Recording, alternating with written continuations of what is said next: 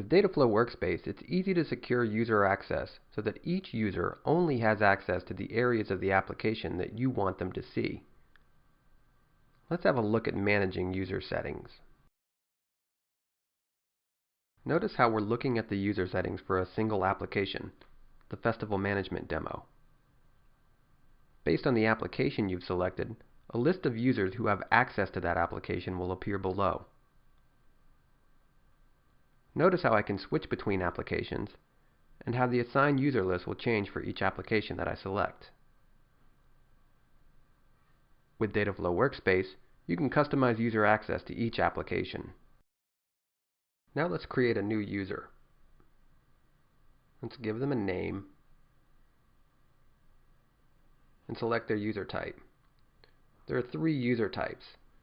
An account holder will have access to the entire account and will also be able to manage billing and account information at the highest level.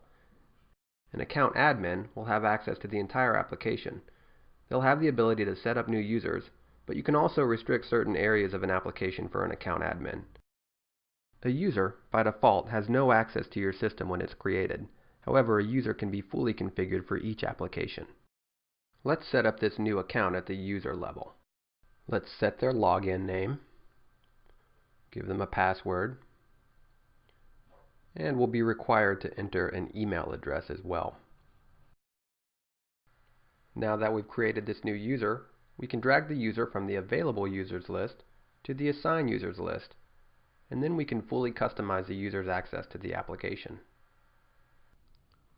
Before we configure access for this new user, let's review the different areas of our application.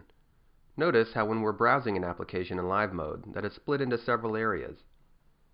We have public forums, which consists of press applications, artists, which consists of our artist summaries and our catering, guests, which stands alone, production companies, which consists of company reports and company meal ticket requests, as well as personnel.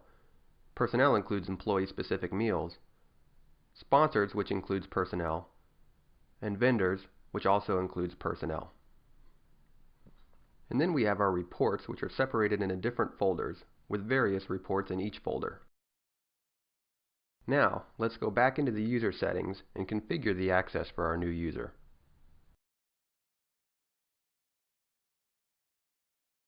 Let's start out by clicking on the Object Access tab. Notice how this area is structured the same way as the application's navigation that we just reviewed. So now we can decide which areas of this application we want to give our new user access to. Let's give this user access to the Artist section with the ability to view, edit, and delete all artist objects. Next, for the Production Company area, let's give them access to view and edit production company lists, meal ticket requests, personnel, and employee-specific meals. Then under Reporting, we can see a list of all the reports that exist in the system. Let's select a report for this user to access.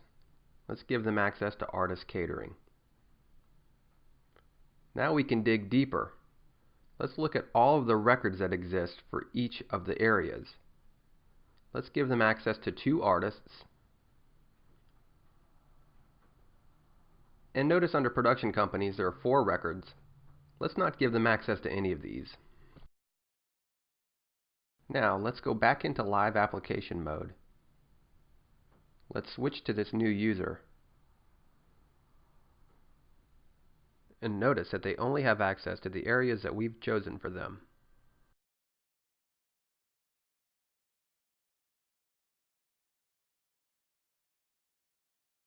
Then, as we switch to reports, we can see that they only have access to the one report that we chose for them to see. If we click on Artists, you can see that they only have access to the 2 artists that we selected for them. And if you click on Production Companies, you can see they have access to no production companies. However, they can add a new record for a production company, at which point they will have access to the new record that they created. Last but not least, let's have a look at 2 more security features: field protection and object locking. Let's say that we want our new user to be able to access and use the artist form, but that we don't want them to be able to edit all of the fields. While we're in design mode, let's open the field properties for deposit required and set the field to protected. Now let's say that we don't want this user to be able to manage or edit lodging requests. Let's go into the form that's embedded into the artist area, the lodging form. Let's go to the object properties and let's lock this object. Let's set lock object to true.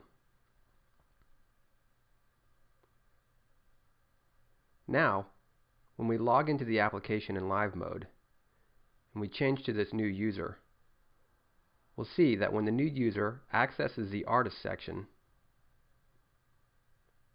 and they enter an artist, they're not going to be able to use or edit the deposit required field. And if they go to the lodging section, they're not going to be able to create any new records. They can open a lodging request, but you'll see that they can't change anything and that the form is locked.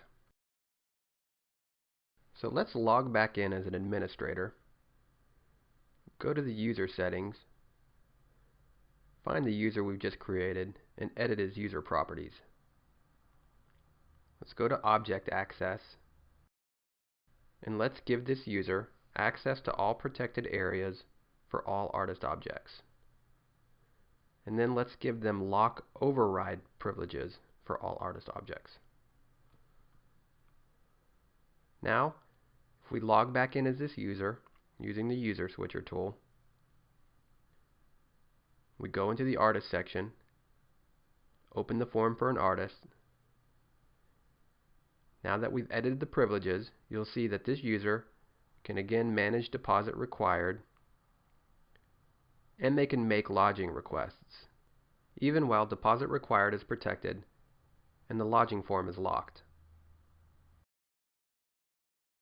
And that's a quick overview of how you can manage security for your application in order to have highly customized access for each individual user. Make sure and sign up now for your 14-day free trial to use Dataflow Workspace for your event.